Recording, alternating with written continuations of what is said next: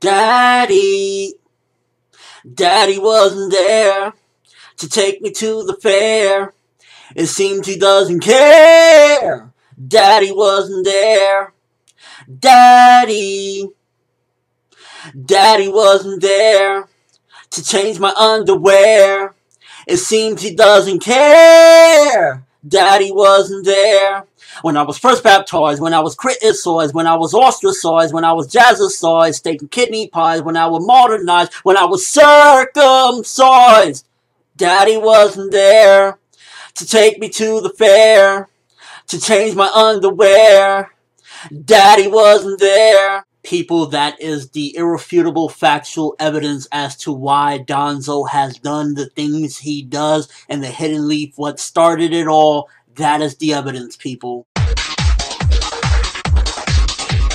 So this week's episode, I want to start off by saying that I felt as though it wasn't as good as last week's episode. There were some good moments to it, and I definitely feel as though one of the key things that stands out to me with this episode was Hiruzen underestimated Danzo's jealousy and Danzo's just resentment of him. I think he truly underestimated it because he gave him a chance, which he shouldn't have done. This was Hiruzen's gift and his curse. Hiruzen's gift was that he was a good Hokage, he was a benevolent leader, he was just a good person, but at the same time, it also was a double-edged sword because that's what ended up getting him, killed. How many times, if you look at it, how many times did Danzo not help out? Every single time Orochimaru attacked the Leaf, where was he? Pain attacked the Leaf? Well, he wasn't at that point alive, whatever, but anytime a threat attacked the Hidden Leaf, Danzo was nowhere to be found because he wanted that Hokage to die so he could be, instated as Hokage. And this episode, nonetheless, once again just showed that and his true jealousy. And Hiruzen messed up. He should have not let him survive. The same way that he would later on let, Orochimaru escape and not kill him. It was the same mistake that he made with Danzo, and it was a double-edged sword. You're a good person, but you're too good of a person, because right then and there, he should have just had Danzo eliminated. If he knew immediately that Danzo was trying to kill him, and Danzo's been out for him this long, nobody likes Danzo. Even at the meeting, one of the people at the meeting, the feudal lords, was like, yo,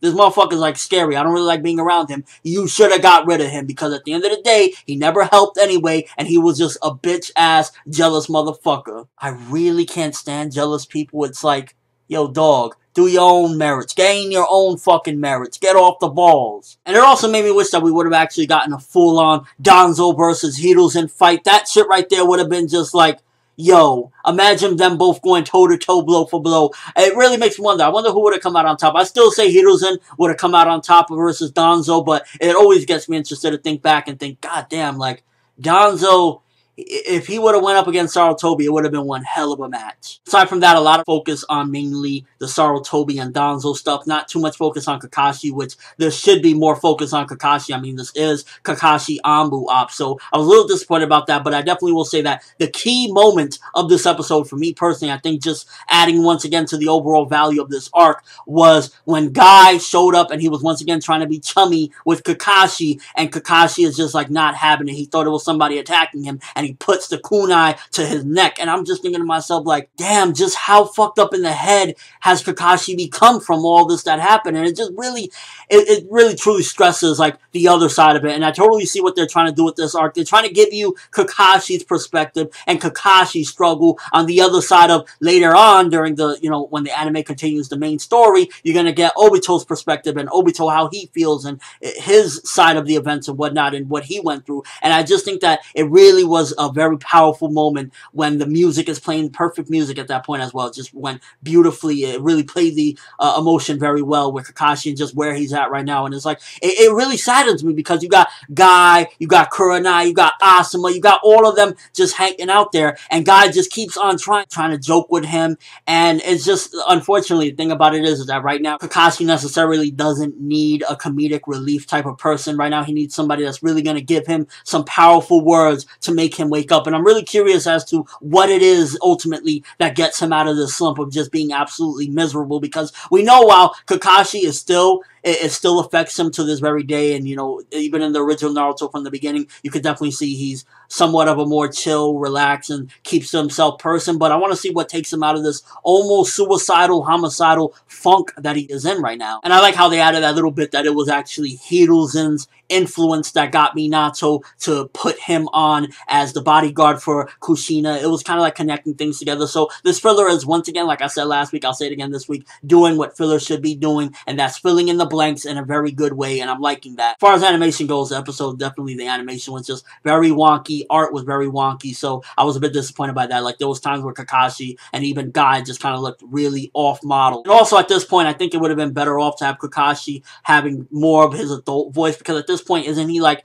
17? So I think it would have fit him a little bit more to have the adult actor maybe playing at this point. I don't know. It just, he looks so similar to our Kakashi now. He just looks like maybe a tad bit younger. So it's making me think like, yo, maybe he could already sound a little bit more like his older counterpart. And I guess it was also nice how it connected the dots of how Kakashi and Orochimaru know each other and how everybody just like knows each other. Because when you come into the main series, you kind of wondering like a lot of questions like, okay, why does Kakashi know Orochimaru? From where do they know each other? And it just showed Kakashi's struggles. Like, he almost went down a dark path by following Danzo's jealous piece of shit ass. So overall, it was a fine episode. Definitely some points where I was just kind of like, it's straying off from the whole intent of the episode, where I was kind of like going into Danzo's jealous rage. I feel as though Danzo is just such a fucking scumbag. Every fucking video, I just want to keep on saying, fuck Danzo. As a matter of fact, if you watch this video all the way to this point, I want you to write in your comment, whatever you say at the very end, hashtag Danzo is crusty. So overall, I give this one 6.5 out of 10. Fine episode. Good stuff in there. Connecting some dots. Animation was pretty bad in a lot of areas,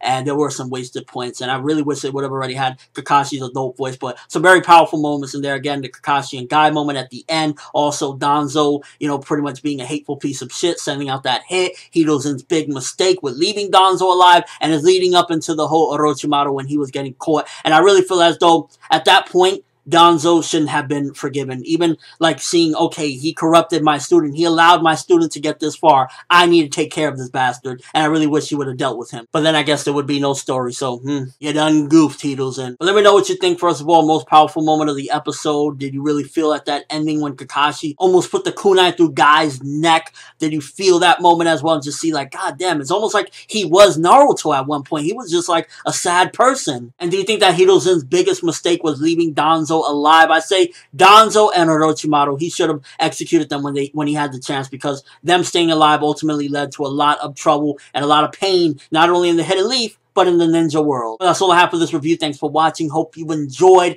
Thumbs up for crusty ass Danzo getting his ass killed by Sasuke. One of the best things Sasuke has done for the series is get rid of that crusty motherfucker. I'm ForneverWorld, and as always, people, have an awesome day.